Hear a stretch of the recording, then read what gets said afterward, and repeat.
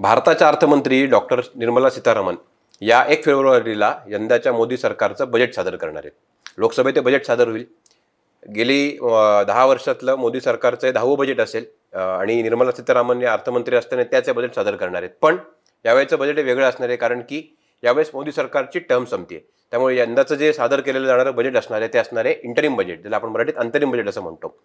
हे बजेट समजून घेताना नेमक्या कुठल्या गोष्टींचा विचार करायला पाहिजे, कुठले मुद्दे लक्षात घ्यायला पाहिजे किंवा कुठले टर्म्स आहेत जे बजेट समजून घेण्यासाठी सोपे ठरतात, ह्याची चर्चा आपण करणार आहोत. आणि त्यासाठी आपल्याबरोबर आहेत doctor Satbhai sir. Satbhai sir, तुमचं मी सकाळ डिजिटलमध्ये स्वागत करतो. आणि आपल्या एपिसोडला सुरुवात करण्याआधी मी प्रेक्षकांना सांगतो की तुम्ही हा जर का आमचा व्हिडिओ बघत असाल तर आमचं सकाळचं जे डिजिटल चॅनल आहे ते लाईक शेअर सबस्क्राईब करायला विसरू नका. आणि जर का तुम्ही यूट्यूबवर बघत असाल तर आमचं चॅनल सबस्क्राईब करा. आणि फेसबुकवर जर का तुम्ही हा व्हिडिओ बघत असाल तर आमच्या पेजला नक्की लाईक करा. नमस्कार, मी रोहित हरीप, सकाळी डिजिटलमध्ये सगळ्यांचं स्वागत आहे. सर, 1 फेब्रुवारीला बजेट सादर होत आहे. सगळ्यांचं लक्ष लागलेलं आहे, कारण की बजेट सादर झाल्यानंतर 2 महिन्यात निवडणुका होऊ घातलेल्या आहेत. त्यामुळे यंदाच्या बजेटमध्ये सरकार खिरापत वाटणार, कुठल्या सवलती देणार, कुठल्या टॅक्स वाल्यांना काही सवलत देणार, याकडे सगळ्यांचं लक्ष लागलेलं आहे. हे सगळं आपण समजून घेणार आहोत. पण माझा पहिला प्रश्न असा आहे की हा जो बजेट आहे ते समजून घेताना सगळ्यात पहिला प्रश्न म्हणजे की बजेट तयार कसं होतं. याच्यात महत्त्वाचा मुद्दा आपण लक्षात घेतला पाहिजे की आता जे सध्याचं जे बजेट सादर होणार आहे हे पूर्ण कालावधीसाठीचं बजेट असणार नाही आहे. तर हे अंतरिम, म्हणजे ज्याला आपण इंटेरियम बजेट म्हणतो, अशा स्वरूपामध्ये ते सादर होणार आहे. आता तुम्ही यात विचाराल की बा पूर्ण काळ आणि अंतरिम काळ याच्यामध्ये तसा टेक्निकल काय फरक आहे. तर ज्या वेळेला एखादं सरकार त्यांचा कार्यकाल पूर्ण करत असते आणि त्या पूर्ण झालेल्या कार्यकालानंतरच्या पण कालावधीसाठी त्यांना बजेट सादर करायचं असतं, अशा वेळेला आपल्या राज्यघटनेमध्ये एक विशेष तरतूद करण्यात आली आहे. आणि त्या तरतुदीनुसार आता त्यांना लेखानुदान, ज्याला आपण व्होट ऑन अकाउंट आपण असं म्हणतो, हे सादर करण्याची त्यांना आता मुभा देण्यात आली आहे. आता लेखानुदानमध्ये काय असतंय तर गेल्या 31 मार्च नंतर पर्यंत जे काही बजेट आहे ते पूर्वी मंजूर झालं आहे. पण 1 एप्रिल नंतर जे काही बजेट खर्च करायचे आहेत आपल्याला, त्याला अगोदर मंजुरी घ्यावी लागते, पण ती प्रत्यक्षात अजून उपलब्ध नाही आहे. आणि आत्ता जर पूर्ण कालावधीसाठी जर बजेट दाखल केलं, त्यांनी सादर केलं, आणि पुढच्या कालावधीमध्ये समजा दुसरं नवीन सरकार आलं तर त्यावर ते कंपल्शन पडू नये, त्यांना त्यांची मुभा असावी, त्यांच्या धोरणानुसार त्यांना काय कालक्रमणा करायची असेल त्या संदर्भात त्यांनी पुढे जावं असं त्यांना वाटावं, म्हणून ही राज्यघटनेत तरतूद करण्यात आली आहे. आणि या व्होट ऑन अकाउंटप्रमाणे पुढल्या 2 महिन्यात किंवा नवीन सरकार कार्यकाल हातात घेण्यापर्यंत जो काही सरकारी खर्च आहे, म्हणजे सरकारी नोकरांचे पगार आहेत, पूर्वीच्या धोरणानुसार काही योजना राबवल्या आहेत त्याचे पैसे देणं आहे, किंवा इतर काही सरकारी कंपल्सरी जो खर्च आहे, कर्जाची परतफेड आहे, तर या सगळ्या खर्चाला अगोदर मान्यता दिली जाते, पूर्व परवानगी दिली जाते. आणि हा 2 महिन्याचा जो कालावधी आहे, या 2 महिन्याच्या कालावधीसाठी फक्त खर्चासाठी, उत्पन्न नाही, फक्त खर्चासाठी मंजुरी दिली जाते. त्या बजेटला अंतरिम बजेटमधला व्होट ऑन अकाउंट असं म्हटलं जातं. आता व्होट ऑन अकाउंट हे अंतरिम बजेटचा एक भाग आहे, अंतरिम बजेट नाही. अंतरिम बजेटमध्येच ते मोडतं, पण त्याच्यातला एक वेगळा भाग आहे. आणि तोच फक्त आता या 1 फेब्रुवारी 2024ला कुठल्याही परिस्थितीमध्ये दाखल होणार आहे. त्यामुळे कोणत्याही नवीन प्राप्तिकर कायद्यामधल्या तरतुदी बदल होतील असं जर कोणाच्या मनात असेल तर ती त्यांची तिथं निराशा होणार आहे. कारण हे प्रोसिजरल बजेट आहे, हे प्रत्यक्षात लोकांना लांगुलचालन करण्यासाठी उपलब्ध नाही. हा महत्त्वाचा मुद्दा आपण याच्यामध्ये लक्षात घेतला पाहिजे. आता आपण बजेट हा शब्द सगळीकडे ऐकतो, खूप तोंडी रुळलेला शब्द होतो बजेट बजेट. पण बजेट हा जो शब्द आहे तो प्रत्यक्षात आपल्या संविधानात नाही किंवा कॉन्स्टिट्यूशनमध्ये नाही. त्याला एक टेक्निकल शब्दामध्ये ॲन्युअल फायनान्शियल बिल असं आहे. तर हे जे बजेट जे असतं ते नक्की काय असतं, म्हणजे सरकार बजेट सादर करतं म्हणजे काय करतं. आता तुम्ही पूर्वी इतिहासच विचारला आहे म्हणून तुम्हाला मला सांगावं असं वाटतं की बजेट हा जो शब्द आहे इंग्रजीमधला, हा एका फ्रेंच बुगेट म्हणून जो काही एक शब्द आहे, बुगेट याचा अर्थ छोटी थैली किंवा छोटी पिशवी. त्या संदर्भात पूर्वीच्या काळी अमेरिकन आणि इंग्रज लोक स्वतःचे थैलीत ठेवलेले कागदपत्र काढून पूर्वी काय खर्च करायचा किंवा काय महत्त्वाचे खर्च करायचे या संदर्भात भाष्य करत असे. आणि तसं तुम्ही जर अर्थशास्त्राचे जनक तुम्ही जर पाहिले तर कौटिल्याला तुम्ही जर त्यामध्ये रेफरन्स द्यायचा ठरला तर कौटिल्याने असंच सांगितलं होतं की एका वर्षभरात आपल्याला किती पैसे मिळणार आहेत, मग त्या पैशामध्ये आपलं प्राधान्य काय आहे, ते प्राधान्य ठरवताना आपण इतरांवर कोणावर आपण अनादर करून त्यांच्यावर आपण काही कमी अनादर करतोय का हे पण आपण त्यामध्ये तपासलं पाहिजे. असं करून आपले प्राधान्याचे खर्च आणि आपलं उत्पन्न याचा ताळमेळ लावणं म्हणजेच अंदाजपत्रक आहे. त्याला आपण पूर्वीच्या काळी जमा खर्च म्हणत असू. आता हा जो सरकारचा जो जमा खर्च तयार होईल याला टेक्निकली अॅन्युअल फिनान्शियल स्टेटमेंट असं आपल्या राज्यघटनेत नाव आहे. अॅन्युअल फिनान्शियल स्टेटमेंट म्हणजे वार्षिक जमा खर्चाचा आढावा. म्हणजे सरकारला येणारं उत्पन्न आणि सरकारने करणारा खर्च, मग तो खर्च कशा प्रकारे विभागला जाईल, कशा प्रकारे करता येईल त्याच्या संदर्भातही आपल्याकडे थोडीशी विचारधारा आहे. त्याप्रमाणे आपण गेले 70 वर्ष 75 वर्ष त्या बाबतीत कालक्रमणा करीत आहोत. थोडी थोडी सुधारणा प्रत्येक वर्षीच होती आहे. पण ठराविक दृष्टीने आपले जे मूळ प्राधान्य असतील ते प्राधान्य विचारात घेऊन जेव्हा खर्च केला जातो, कारण जर बजेट नसेल तर तो दिशाहीन खर्च होण्याची शक्यता असते. मग कधी अनप्रॉडक्टिव्ह खर्चासाठी पण खर्च होऊ शकतोय आणि महत्त्वाचे प्रॉडक्टिव्ह खर्च आहेत ते खर्च करण्याची आवश्यकता असताना त्याला पैसे मिळू शकणार नाहीत. म्हणून अगोदरच संपूर्ण विचार करून, वर्षभर अगोदर विचार करून पुढल्या वर्षामध्ये आपल्याकडे किती पैसे येणार आहेत आणि त्या पैशाचा आपण कसा विनियोग करणार आहोत हे जेव्हा आपण एखाद्या कागदपत्राच्या आधारे आढावा घेतो, त्या आढाव्याला इंग्रजीमध्ये बजेट म्हणतात, मराठीमध्ये आपण त्याला अर्थसंकल्प असं नाव दिलं आहे. आता हे केंद्र सरकारचा पण अर्थसंकल्प असतो, राज्य सरकारचा पण अर्थसंकल्प असतो, नगरपालिकांचा पण असतो, कॉर्पोरेशनचा पण असतो, छोट्या ग्रामपंचायतचा पण असतो. म्हणजे अर्थसंकल्प हा सगळ्या ठिकाणी आहे. फक्त जेव्हा देशाचा अर्थसंकल्प आपण पाहतो कारण त्याचा आपल्यावर डायरेक्ट इम्पॅक्ट होणार असतो, म्हणून त्या दृष्टीने आपण देशाच्या अर्थसंकल्पाला विशेष महत्त्व देत असतो. आणि त्यामध्ये खर्च वाढणार आहे का खर्च कमी होणार आहे याची थोडीशी आपल्याला चुणूक त्या अर्थसंकल्पामधनं कळू शकते. त्यामुळे आपल्याला पुढल्या वर्षात करायचा जो काही खर्च आहे तो आपल्याला त्यामध्ये नीट बसवता येतो. सामान्य पगारदाराचा तुम्ही जर विचार घेतला तर त्याच्या घरची जी गृहिणी असते ती गृहिणी असा विचार करते, आपल्या पतीचा पगार 1 लाख रुपये महिना आहे, आपल्याला 12 लाख रुपये मिळणार आहेत, आपल्याला घर खर्चाला किती लागणार आहे, आपल्या मुलाबाळांच्या शिक्षणाला किती खर्च लागणार आहे, त्याच्यानंतर आपल्याला चैनीसाठी किती खर्च लागणार आहे, आणि मग फ्रीज घ्यायचा का गाडी घ्यायची का घर घ्यायचं याची जे काही नियोजन असतंय हे नियोजन तुम्ही जेव्हा एखाद्या कागदपत्रावर मांडता त्याला पगारदाराचं अंदाजपत्रक असं म्हणायलाच हवंय.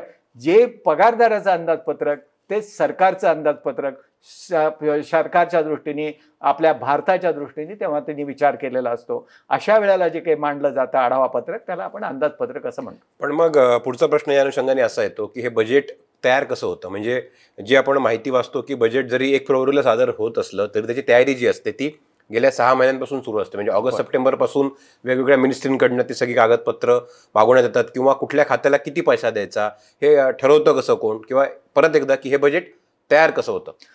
फार महत्त्वाचा मुद्दा तुम्ही सांगितला या संदर्भात. पहिलं त्याच्या अगोदर आपण पाहायला पाहिजे की या बजेटचे एकंदर प्रकार किती, त्याच्या याच्यामध्ये काय काय भाग असतो. त्याच्यामध्ये म्हणजे जनरल तुम्ही जर बजेट पाहिलं, अंदाजपत्रक पाहिलं किंवा अर्थसंकल्प पाहिला तर हे 2 विभागामध्ये असतंय. एक असतंय महसुली अंदाजपत्रक आणि दुसरं असतं ते भांडवली अंदाजपत्रक.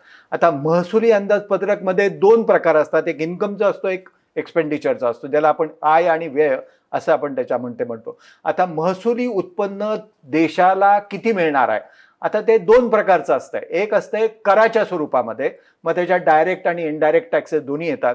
डायरेक्ट टॅक्सेस म्हणजे प्राप्तिकर जो आपल्याला डायरेक्ट भरावा लागतो, आणि जो अप्रत्यक्ष कर जो आपल्याकडनं न कळत सरकार आपल्याकडनं जमा करून घेतो. मग तो बेगरपासनं मोठ्या अब्जाधीशापर्यंत सगळ्यांनाच तो भरावा लागतो. उदाहरणार्थ काळेपेटी घेतली एखाद्या भिकाऱ्याने तर त्याच्यावर जो काही अबकारी कर असतो किंवा जो काही इनडायरेक्ट टॅक्सेस CST GST आहे तो ऑटोमॅटिकली इनडायरेक्टली त्याच्याकडनं भरला जातो आणि तो सरकारी एक्सचेगरमध्ये म्हणजे याच्या कोशागारामध्ये जमा होतो.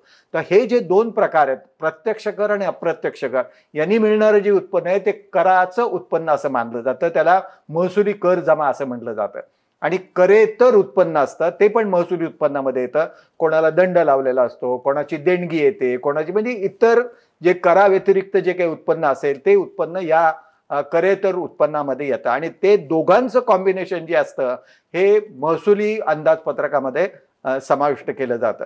जसं महसुली अंदाज असतोय त्याप्रमाणे महसुली खर्च पण असतोय, किंवा या संदर्भात काय काय खर्च करायला लागणार आहे. तो जो काही महसुली खर्च असेल तो सगळा महसुली खर्च महसुली अंदाजपत्रकामध्ये विशद केलेला असतो. आता दुसरा भाग जो आहे तो भांडवली संदर्भात आहे भांडवली अंदाजपत्रक, याला कॅपिटल रिसीट किंवा कॅपिटल एक्सपेंडिचर असं म्हणतात. ज्या वेळेला सरकारला महसुलातनं पूर्ण उत्पन्न मिळत नाही त्यावेळेला सरकारला कर्ज काढायला लागतात, किंवा डायरेक्टली असते किंवा इनडायरेक्टली असते. म्हणजे डायरेक्टली कर्ज म्हणजे बँकांकडनं घेतले जातात, आरबीआय कडनं घेतले जातात, किंवा अल्पबचत योजनेमार्फत कॉमन माणसाकडनं डिपॉझिट स्कीम देऊन त्यांच्याकडनं कर्ज घेतलं जातं, परदेशातनं कर्ज काढलं जातं. या सगळ्या कर्जाच्या ज्या काही प्रकार आहेत हे सगळे कॅपिटल रिसीट मानले जातात, आणि ही जी कॅपिटल रिसीट ही भांडवली अंदाजपत्रकामध्ये जमा होते. त्याप्रमाणे त्याचा खर्चही भांडवली स्वरूपाचा असतो, आणि तो भांडवली स्वरूपाचा जो खर्च असतो, पायाभूत सुविधा असतात, किंवा तुम्ही मोठ्या प्रमाणामध्ये संरक्षण सामग्री विकत घेणार असाल, अशा स्वरूपाचे ज्याने संपत्ती वाढते. म्हणजे आज गाडी घेतली तर संपत्ती वाढली, तसं सरकारने काही नवीन ॲसेट्स आपल्या जर निर्माण केल्या तर त्या ॲसेट्स या अंदाजपत्रकामध्ये भांडवली स्वरूपाच्या खर्चामध्ये समाविष्ट केलेले असतात. त्यामुळं अंदाजपत्रकाचे टेक्निकली दोन भाग, एक महसुली अंदाजपत्रक, दुसरं भांडवली अंदाजपत्रक. महसुली अंदाजपत्रकामध्ये कर आणि करेतर असे दोन भाग असतात. तेच गोष्ट तुमच्या भांडवली अंदाजपत्रकाची असते. भांडवली रिसीट्स आणि भांडवली पेमेंट या स्वरूपामध्ये आपण त्या अंदाजपत्रकाकडे पाहायला पाहिजे, तरच तुम्हाला त्याच्यामध्ये अंदाज कळू शकेल की आपला देश कशा पद्धतीने आणि कुठं आपल्या अल्टिमेट डेस्टिनेशन आहे, सरकारच्या प्रायोरिटीज काय आहेत, सरकारला कुठल्या ह्याच्यामध्ये कॉन्सन्ट्रेशन करायचं आहे, हे या दोन महसुली आणि कर आणि करेतर जे अंदाजपत्रक आहे त्याच्यावरून आपल्याला मागोवा त्याच्यामध्ये घेता येतं. संपूर्ण एक्सपर्टाईज होणं शक्य नाही, पण निदान ॲटलिस्ट तुम्हाला फील तरी येईल की बा या संदर्भात आपण कुठं जातोय आणि कशा पद्धतीने आपण कालक्रमणा मार्गक्रमणा करतोय, योग्य ठिकाणी जातोय का नाही याची पण आपल्याला त्याच्यामध्ये माहिती होऊ शकते. पण आता या बजेटमध्ये सरकारचे काही खर्च असतात आणि सरकारचे काही सोर्स ऑफ इन्कम देखील असतं. तर मग बजेट सादर करताना सरकार जे आकडेवारी देतं त्याच्यावरून आपल्याला काय कळतं की सरकारला पैसा हा कुठून मिळतो? कारण की जसं तुम्ही उदाहरण दिलं एका घरातलं की माणसाला इतका इतका पगार मिळतो आणि त्याचं अंदाजपत्रक असतं, सरकारचं पण एक अंदाजपत्रक असतं जे ते सादर करतात. या सगळ्या ह्याच्यामध्ये सरकारला पैसा मिळतो कुठून? सरकारला पैसा या दोन भागातनंच येतो. एक म्हणजे कर किंवा करेतर, म्हणजे जो डायरेक्ट टॅक्सेस, इनडायरेक्ट टॅक्सेस असतात, आणि त्याच्यानंतर करेतर जे आहेत त्यामध्ये तुमचा समावेश जो असतो तो दंड, देणग्या, सामाजिक काही त्यांच्या ह्याच्यातनं पैसे आले अशा पद्धतीचे त्यांना पैसे असतात. आणि भांडवली रिसीट आहेत हे इन्कम धरलं जात नाही, पण त्यांना मिळालेले पैसे असतात. जे सांगितलं तुम्हाला, परकीय कर्ज घेतलं जातं, देशीय कर्ज आरबीआय कडनं घेतलं जातं, किंवा त्या याच्यामध्ये अल्पबचत योजना असतात, सार्वजनिक प्रॉव्हिडंट फंड आहेत त्याच्या ह्याच्यातनं तुम्हाला पैसे मिळतात. हे सगळे पैसे सरकार वापरतं आणि हेच त्यांचं इन्कम आणि कॅपिटल रिसीट असतात, आणि त्याप्रमाणे ते खर्च करत असतात. जेव्हा हे प्रत्यक्षात अंदाजपत्रक केलं जातं त्यावेळेला ते अंदाजपत्रक तीन प्रकारचं असू शकतं. एक आहे समतोल, म्हणजे त्याला आपण बॅलन्स बजेट म्हणतो. दुसरं आहे तुटीचं अंदाजपत्रक, त्याला आपण डेफिसिट बजेट असं म्हणतो. आणि तिसरं आहे ते शिल्कीचं अंदाजपत्रक, त्याला सरप्लस ह्याच्यात म्हणतात. ज्या वेळेला उत्पन्नापेक्षा खर्च जास्त असतो, ज्या वेळेला उत्पन्नापेक्षा खर्च जास्त असतो त्याला तुटीचं अंदाजपत्रक म्हणतात. ज्या वेळेला खर्च उत्पन्नापेक्षा कमी असतो त्यावेळेला ते शिल्की अंदाजपत्रक मानलं जातं, सरप्लस. सरप्लस. आणि ज्या वेळेला income is equal to expenditure, ना इन्कम मध्ये घाटा आहे ना फायदा आहे, तर त्याला बॅलन्स बजेट किंवा समतोल बजेट असं म्हटलं जातं. आता तुम्ही आपल्या देशाच्या बाबतीत जर म्हणाल तर आपलं अंदाजपत्रक कसं असतंय, तर आपलं अंदाजपत्रक हे नेहमी आत्तापर्यंत तुटीचं असतंय. कारण विकसनशील देशामध्ये तुटीचं अंदाजपत्रक असणं ही एक जमेची बाजू मानली जाते. कारण त्याच्यात एक महत्वाचा मुद्दा असा असतो की प्रत्यक्षात उत्पन्न मिळते त्याच्यापेक्षा जास्त सुविधा ते पैसे खर्च करून किंवा कर्ज काढून त्यामध्ये उपलब्ध करू शकतात. जे विकसित देशाच्या बाबतीत तसं असत नाही, कारण त्यांच्या ऑलरेडी सगळ्या सेवा ज्या आहेत त्या इन प्लेस असतात, त्यामुळे त्यांना त्याची काही गरज असत नाही. पण विकसनशील देशामध्ये हे फार महत्त्वाचं असतं. आणि म्हणून भारतासारख्या विकसनशील देशामध्ये आपण गेले 73-74 वर्ष आपण कुठल्याही परिस्थितीमध्ये हे अशा प्रकारचं तुटीचं अंदाजपत्रक घेतोय. पण तुटीचं अंदाजपत्रक घेतल्याने त्याच्याबरोबरचे काही जे डिमेरिट्स आहेत ते पण आपल्याला फॉलो करायला लागतात. डिमेरिट्स आपण ऐकूया सर, पण मला एक छोटा प्रश्नामध्ये तुम्हाला इंटरेक्ट करतो की जेव्हा तुटीचं अंदाजपत्रक येतं तेव्हा सिंपल गणित आहे की आपलं उत्पादन आहे किंवा जे उत्पन्न आहे ते कमी आणि खर्च जास्त आहे. खरं. मग हा जो खर्च जास्त होतो तो सरकारकडनं कसा भागवला जातो? सरकार खर्च काढतंय, स्वतःच्या नोटा छापताय. शेवटी सरकारकडे पैसे भरपूर आहेत, त्यांच्याकडं नादार होण्याची शक्यता अजिबात असत नाही, पण त्यांना सगळं हे मॅनेज करून सगळे खर्च करायला लागतात आणि शेवटी कमिटमेंट असतात, गॅरंटीज असतात. सगळा खर्च करायलाच पाहिजे असं नाही, कधी हा खर्च या खर्चाचा पुढल्या वर्षात खर्च जाऊ शकतो. त्यामुळे कमिटमेंट ही सगळ्यात महत्त्वाची असते आणि त्या दृष्टीने आपण त्या खर्चाकडे पाहायचं असतंय. प्रत्यक्षात उत्पन्न नसताना कर्ज काढून सुद्धा आपल्याला खर्च मिटवता येतात आणि ते डेफिसिट बजेट त्याच्यामध्ये असतंय. आता याच्यात तुम्ही एक महत्त्वाचा मुद्दा काढलाय, कारण डेफिसिट काढलं की ती कुठल्या तरी उत्पन्नाने तुम्हाला भरून काढायला लागतंय आणि जर उत्पन्न भरून काढायचं असेल तर टॅक्सेस पुन्हा वाढवणं गरजेचं असतंय. त्यामुळं असं नेहमी म्हटलं जातं की या पिढीला अंदाज किंवा सेवा देण्यासाठी पुढच्या पिढीवर ते उत्तरदायित्व जे आहे ते लादलं जातं आणि म्हणून मोठ्या देशांमध्ये असं मानलं जातं की बा आम्ही आमच्या तरुण पिढीवर काही बोजा लादणार नाही, आम्ही आमचा खर्च करू, आम्हाला जेवढं जमेल तेवढं. पण भारतासारख्या देशामध्ये तसं तरी अजून एक 20 वर्ष 25 वर्ष तरी काही शक्य आहे असं मला तरी दिसत नाही. जोपर्यंत आपण विकसित होत नाही तोपर्यंत याच्यात आपल्याला काही मार्गक्रमणा किंवा कालक्रमणा या दृष्टीने करता येईल अशी सुचिन्ह तरी दिसत नाही. तुम्ही डिमेरिट सांगत होतात, डेफिसिट बजेटचे डिमेरिट्स.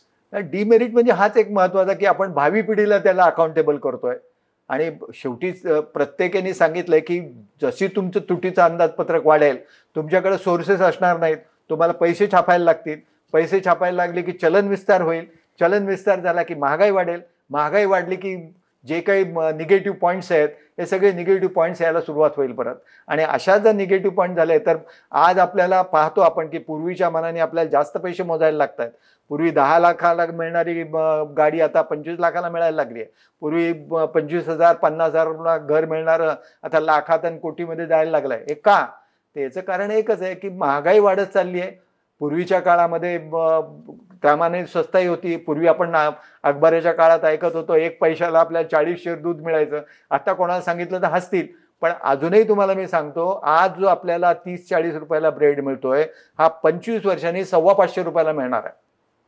आत्ता आपण सांगतो समजा 25 वर्षांनी तरुण पिढीला आपण सांगितलं की आम्ही 30 रुपयाला ब्रेड घेतो तर ते आपण जसं अकबराच्या कालावधीमध्ये हसत होतो तसं ते आपल्या कालावधीला पण हसणार आहे. त्यामुळे ही रियालिटी आहे. याच्यातनं जर बाहेर पडायचं असेल तर तुटीचं अंदाजपत्रक नसावं. हे जे काही विकसित देशांमध्ये जो दृढ निश्चय झाला आहे तो एका दृष्टीने योग्य आहे. पण नाही, ह्याच्यामध्ये एक मुद्दा असा येतो की बजेट सादर केलं जातं. तुम्ही सांगितलं तुटीचं अंदाजपत्रकाचे फायदे तोटे तुम्ही सांगितले, पण जेव्हा बजेट सादर केलं जातं तेव्हा भारतासारख्या खंडप्राय देशामध्ये जिथे जवळजवळ 120 कोटी लोक आहेत त्यातला प्रत्येक म्हणजे मध्यम वर्ग असेल, कनिष्ठ मध्यम वर्ग असेल, गरीब लोक असतील किंवा उच्च मध्यमवर्गीय असतील, अतिश्रीमंत असतील, या सगळ्या वर्गांना त्या बजेटकडनं काही अपेक्षा असतात आणि प्रत्येकाच्या अपेक्षा काही त्या बजेटकडनं पूर्ण होतील हे शक्यच नाही. त्यामुळे एखादं बजेट हे जेव्हा एखादे अर्थतज्ञ किंवा तुमच्यासारखे लोक जे अर्थक्षेत्रात कार्यरत आहेत, CA आहेत किंवा टॅक्स मध्ये त्यांचा अभ्यास आहे, असे लोक एखादं बजेट चांगले का वाईट हे कसं ठरवतात? नाही, आता पहिलं गोष्ट म्हणजे पहिली त्यांचं कलेक्शन योग्य आहे का नाही हे पहिलं तपासलं जातं. आता त्याच्यासाठी आंतरराष्ट्रीय नाणेनिधीने काही निकष घातले की बा तुमचा टॅक्सचा आणि GDPचा रेशो हा किमान 12% तरी असला पाहिजे. 12%च्या वर असला तर तो साधारणतः बरा आहे, म्हणजे त्याच्या खाली असला तर तो निगेटिव्हच धरला जाईल, पण तो निदान अगदी असमाधानकारक नाही पण समाधानकारक आहे नाही अशा पद्धतीमध्ये तो रेशो कसा कॅल्क्युलेट करतात. म्हणजे रेशो म्हणजे जेवढी GDP आहे त्या GDP आणि तुमचं टॅक्स कलेक्शन या दोघांचा फक्त रेशो लावायचा. म्हणजे समजा 12 रुपये तुम्हाला तुमचं GDP 100 रुपये आहे आणि तुम्हाला 12 रुपयाचा टॅक्स मिळाला तर हे गुणोत्तर जे आहे हे 12% झालं. थोडक्यात जर का आपण आपल्या प्रेक्षकांना अजून सोपं करून सांगितलं तर भारतात आपण जसं मगाशी बोललो तसं भारताचा GDP हा ऑलमोस्ट 3.6 लाख पर ॲनम, म्हणजे भारतातल्या माणसाचं सरासरी उत्पन्न हे 3 लाखाच्या जवळपास आहे. तेच अमेरिकेत आपण जेव्हा बघतो तेव्हा ते $80,000 घरात जातं, म्हणजे ते 60-65 लाखाच्या घरात जातं. म्हणजे हे सोपं करून सांगितलं की आपल्या प्रेक्षकांना थोडासा अंदाज येईल की आपण नक्की काय सांगतो. आणि त्या GDPच्या म्हणजे 3 लाखाच्या GDPच्या तुलनेमध्ये त्याचा जो टॅक्स येतो त्याचा रेशो काढायचं तुम्ही असं सांगता. हो, म्हणजे आता हे तुम्ही सांगितलंय दरडोई उत्पन्न सांगितलं. GDP हा म्हणजे देशांतर्गत मिळालेलं उत्पन्न असतं.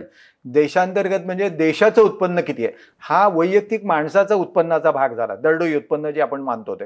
त्यामुळे $3.7 लाख म्हणजे $1 ट्रिलियन ही आपली देशाची GDP एकंदर आहे त्याच्यामध्ये, आणि अर्थव्यवस्था आहे, आणि त्यामध्ये आपण त्याचे गुणोत्तर आपल्याला लावायचे असतात. आता तुम्ही गेल्या वर्षी 2023चं जर अंदाजपत्रक तुम्ही पाहिलं तर तुम्हाला असं आढळेल की डायरेक्ट टॅक्सेस आणि इनडायरेक्ट टॅक्सेस म्हणून आपल्याला 26.8 म्हणजे 26.8 ट्रिलियन रुपीज आपल्याला मिळाले, आणि बाकीचे कर्ज बिर्ज जे आहेत ते मिळून साधारणतः 16.2 असे काहीतरी आहेत. म्हणजे टोटल 45 लाख एकंदर करोड रुपये जे आहेत हे आपल्याला या महसुलाच्या अंतर्गत मिळाले. आपलं उत्पन्न झालं, उत्पन्न झालं. या उत्पन्नाला आपण गेल्या वर्षी आपल्याला कर किती मिळाला याचं जेव्हा आपण गुणोत्तर काढू, त्या गुणोत्तराला आपल्याला त्याच्यामध्ये म्हणता येईल की 45 लाख कोटी आणि 3.7 लाख काय जे आपले GDP आहे एकंदर टोटल देशांतर्गत उत्पन्न आहे, याचा जेव्हा रेशो काढला जाईल तेव्हा तो रेशो 12% जास्त असला पाहिजे. फॉर्च्युनेटली आपल्या देशाचा पूर्वी तो फार कमी होता, 8-9च्या दरम्यान होता, पण या गेल्या 10 वर्षात आपण पाहतोय हा 16.67% पर्यंत जाऊन पोहोचलाय.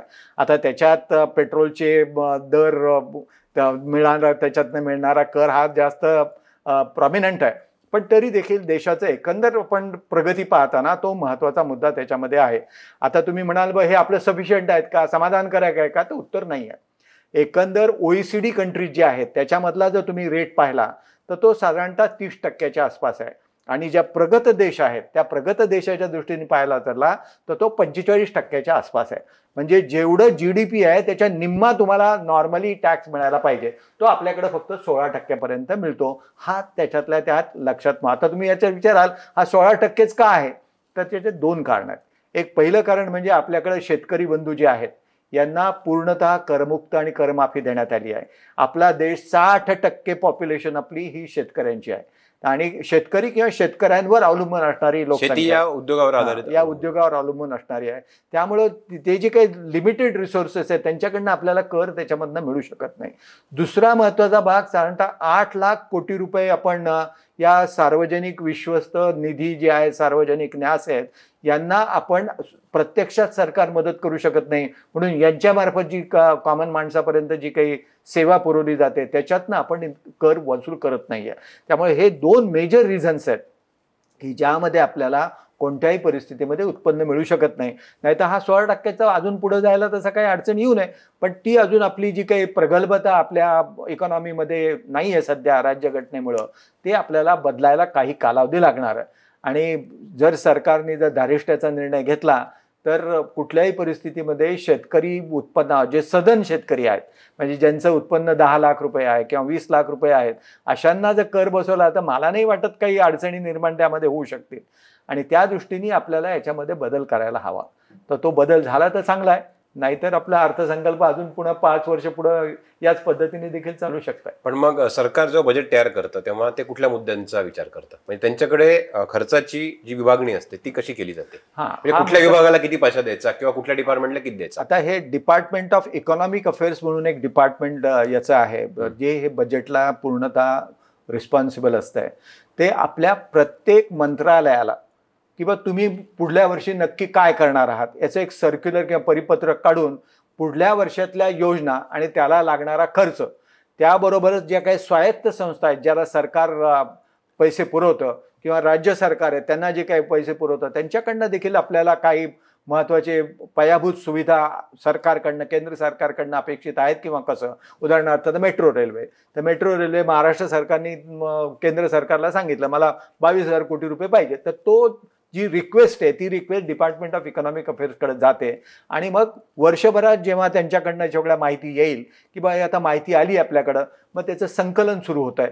मग प्रत्येकाप्रमाणे आपल्याकडे पैसे उपलब्ध किती आहेत आणि आपण काय खर्च करू शकतो, मग ते राजकारणी किंवा त्याच्यातले जे तज्ज्ञ लोक असतात देशाच्या दृष्टीने काय महत्त्वाचं आहे याला प्राधान्य देऊन मग जवळचे काय असतील त्याच्या संदर्भात विचार करून मग त्याचं एक प्रायोरिटी ठरवली जाते की बा हे 10-12 प्रकल्प आहेत या राज्याचे, हे आपल्याला मंजूर करायला काही हरकत नाही. मग सगळ्यांना इक्वल डिस्ट्रीब्युशन द्यायला पाहिजे, मग प्रत्येकाचा पर्सेंटेज ठरवलं जातं. महाराष्ट्राला 4% द्या, याला 2% द्या, याला 5%, हे दरवर्षी बदलतं.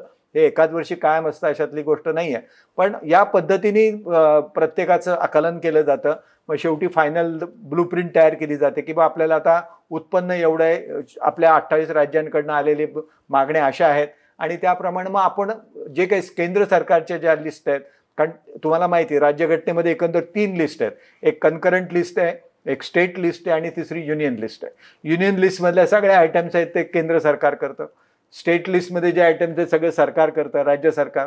आणि जे कन्करंट आहे तिथं दोन्ही करतात subject to supremacy of the central government. त्यामुळं याच्यामध्ये जे आता ॲटॉमिक एनर्जी म्हटला तर ॲटॉमिक एनर्जी एक एक्सक्लुझिव्हली सेंट्रल गव्हर्नमेंटचं हे आहे, कॅटेगरी आहे. मग त्याच्या संदर्भात जे काय असतील तर ते ॲटॉमिक एनर्जीच्या संदर्भातले जे असतील त्या रिक्वायरमेंट्स राज्य सरकारकडनं बोलवणार नाहीत, ते केंद्र सरकारकडनं स्वतःच ठरवतील बा यांना एवढं आपल्याला बजेट अलोकेशन करायचं.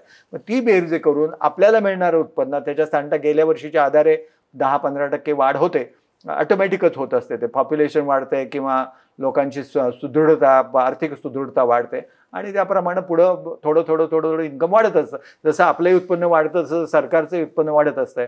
त्या प्रमाणात अंदाजे करून साधारणतः ऑक्टोबर-नोव्हेंबरमध्ये टेंटेटिव्हली त्यांचा ड्राफ्ट तयार होतो. मग ते प्लॅनिंग कमिशन असतं, त्या प्लॅनिंग कमिशन म्हणजे आता नीती आयोग येतो, त्या नीती आयोगने ठरवतं की बाई या आमच्या प्रायोरिटीज आहेत, या प्रायोरिटीला अगोदर प्रायोरिटी द्या. मग त्याप्रमाणे त्या लिस्टमध्ये जे काही असतील त्या म्हणजे थोडक्यात साचेबद्धपणा काढून जे काही डेफाईन्ड एक ऑब्जेक्टिव्ह आहे त्याच्या दृष्टीने मूव्ह होत आहे का नाही बजेट हे तिथं पाहिलं जातं. आणि शेवटी फायनल तुम्ही म्हणाल जेव्हा वित्तमंत्री हे फायनल करतो ते पंतप्रधानांच्याकडे जातं आणि पंतप्रधानांच्याकडे गेल्यानंतर त्यांनी शिक्कामोर्तब केलं तरच हे बजेट पुढे जातं. आणि बजेट पास होण्याच्या अगोदर प्रेझेंट होण्याच्या अगोदर 1 तास नॉर्मली वित्तमंत्री राष्ट्रपतींकडे जातात, त्यांच्याकडनं मंजुरी घेतात आणि मग ते बजेट आपल्या पार्लमेंटमध्ये किंवा संसदेमध्ये प्रेझेंट केलं जातं. बजेट तयार केल्यानंतर ते लोकसभेत म्हणजे येईपर्यंत त्याला खूप सिक्रेट ठेवलं जातं. का बरं, काय कारण असतं मागचं? नाही, त्याच्यामध्ये लीक झालं बजेट तर समजा आता एखाद्या ठिकाणी टॅक्स वाढवणार असलो आपण, एखाद्या गोष्टीवर टॅक्स वाढवणार असलो तर तिथं साठेबाज लगेच धावपळ करून माल खरेदी करतील किंवा एखाद्याची किंमत कमी होणार असेल तर ती किंमत असेल ते विकून मोकळं करून टाकतील. तर ह्या सगळ्या इम्पॅक्टफुल जे काही गोष्टी आहेत या बजेटमध्ये होणार असतात. आता एखाद्या ठिकाणी मी सांगितलं की बा मी या ठिकाणी खर्च करणार आहे, एक पायाभूत सुविधा महाराष्ट्रामध्ये सुरू करणार आहे, तर ती सुरू करणार म्हटलं की त्या बाजूचे जे काही रस्ते जे पॉवर प्लांट प्लॉट्स काय असतील त्याच्या किमती वाढायला सुरुवात होते. म्हणजे जे 1 एप्रिल नंतर व्हायला पाहिजे ते अगोदर सुरुवात होते. म्हणजे जे साठेबाज लोक आहेत त्यांचा त्याच्यामध्ये फायदा होण्याची शक्यता असते. इन्व्हेस्टमेंट वाढतात, इन्व्हेस्टमेंट वाढतात आणि लोकांचे प्रॉब्लेम सुरू होतात की बा कोणी जबरदस्ती करून जागा घेत आहे, हे होऊ नये म्हणून त्याच्यातला एक मार्ग आहे. आता सर्वसामान्य जे लोक आहेत जे हे बजेट बघत असतात, ज्यांचा अर्थक्षेत्राशी फारसा संबंध नाही किंवा जे इन्व्हेस्टर नाहीत पण त्यांना बजेट समजून घ्यायचंय, तर तुम्ही त्यांच्यासाठी काय सांगताल की सर्वसामान्य लोकांनी बजेट? सर्वसामान्य लोकांपेक्षा जे कोणी बजेटमध्ये इंटरेस्टेड आहेत ना तर ते साधारणतः प्राप्तिकर किंवा जीएसटी भरणारे लोक जास्त महत्वाचे. माझा प्रश्न असा आहे की त्यांनी कुठल्या कुठल्या मुद्द्यांकडे लक्ष द्यायला हवं? नाही, तो महत्वाचा मुद्दा आहे. म्हणजे याच्या संदर्भात तुम्ही एक महत्वाचा मुद्दा आपण याच्यामध्ये चर्चेला घेतोय की बा यामध्ये आपण काय पाहायला पाहिजे की बा बजेटमध्ये जर आपल्याला चौकशी करायची असेल, माहिती करायची असेल, कारण लोकांना आपण पाहतो कर संदर्भात तुम्ही जर विचार करायचा ठरला तुम्हाला तर तुम्हाला असं आढळेल की बहुतेक लोकांना फक्त टॅक्स कसा वाचवायचा या संदर्भातच काही नवीन बजेटमध्ये तरतुदी आल्या तर त्या हव्या असतात.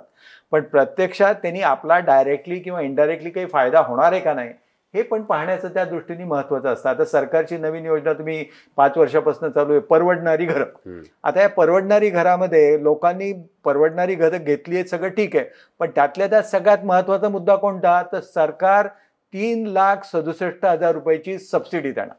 हे जे काही मुद्दे आहेत जे आपल्याला वैयक्तिक फायद्याच्या दृष्टीने महत्त्वाचे आहेत हे बजेट स्पीचमध्येच असतात. हे तुम्हाला अंदाजपत्रक वाचून किंवा न वाचून फारसं कळायसारखे सामान्य लोकांना ते कळेल असं काही सांगता येत नाही. म्हणून त्यांनी बजेट स्पीच जे आहे ते बजेट स्पीचच जर वाचलं तर त्यामध्ये त्यांना त्याच्यामध्ये बरंचसं माहिती त्याच्यामध्ये कळू शकेल आणि त्या पद्धतीने जर सर्वसामान्य लोकांनी त्याच्यातनं अंदाज घ्यायचा ठरला की आपल्याला याच्यात काय करता येईल तर त्या दृष्टीने त्यांना बदल करता. आता उदाहरणार्थ सिलेंडरच्या किमती वाढणार आहेत, काय त्यांना वाचण्यासारखं आहे त्याच्यात नॉर्मली स्पीचमध्ये असेल की पाहिजे 300 रुपयांनी किंमत वाढली, 200 रुपयांनी कमी झाली, असं त्याच्यामध्ये फक्त असू शकतंय. म्हणजे फार अभ्यास करण्यासारखं आहे ते फक्त अर्थशास्त्रज्ञ लोकांना आणि जे काही कर देणारी जे लोक आहेत त्या संदर्भात आहे. पण तसं पाहिलं तर 1% लोक आपल्या देशाची 142 कोटी लोकसंख्या आहे, पण प्रत्यक्षात कर भरणारे अगदी नाममात्र आहेत, 1% आहेत फक्त. म्हणजे हजारो लोक मागच्या 2 वर्षात मी पाहिलंय हजारो गाड्या विकल्या गेल्यात पण ते काही कर भरत नाही. हजारो लोक परदेशात जाऊन आले असं पंतप्रधान म्हणतात, पण ते टॅक्स भरत नाहीत.